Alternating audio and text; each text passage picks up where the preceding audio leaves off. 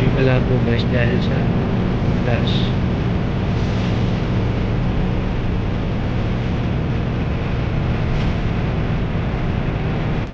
A few moments later.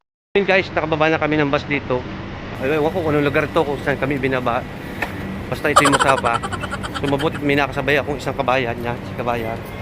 Tapos may isang ibang lahi. Magtataksi na lang daw kami. So, bibigyan lang kami ng tig to 25 nito. Mga kasama ko. Ay, pero kung may bus din eh, magbabas na lang kami para mas mura. Para pangkain ko na lang yung ano. Kaya nga. Kain na lang natin. Kain ko na lang yung... So napakainit, kaya ako yung nagpandong ng tolya. Parang towel na rin idala ko.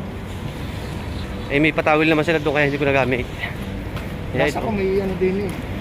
May bus stop din eh. Yan, kung may bus stop din eh, hindi kami magbabas na laang, hindi na kami magta-taxi para makatipid. Makita kami ng bus stop dito, so we're going to bus stop now.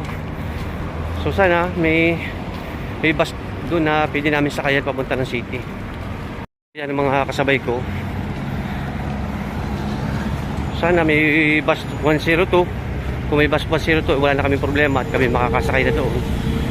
At may extra pa naman na Dito bro, dito na ba dadaan nyo? dito. Oo. Here. May nakasabay kami ibang lahi guys. Magta-taxi na lang daw. So magbibigay kami ng kasama ko dito ng ano ng 25 dirhams. Eh ito na yung bus stop eh, 102 na daan dito. So kung maghihintay kami ng bus dito, kunting hintay lamang, 4 dirham lang yung babayaran namin. Kumpara sa 25 na bibigay namin, edi mas mabuti na mag-bus na lang kami. Mas makakatipid pa.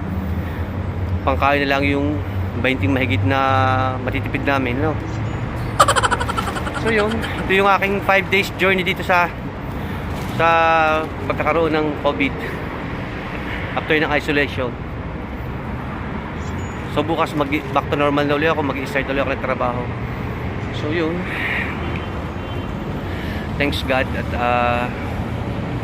naging maayos na rin ang pakiramdam ko, lahat okay na, may fit to work na rin ako, back to normal na.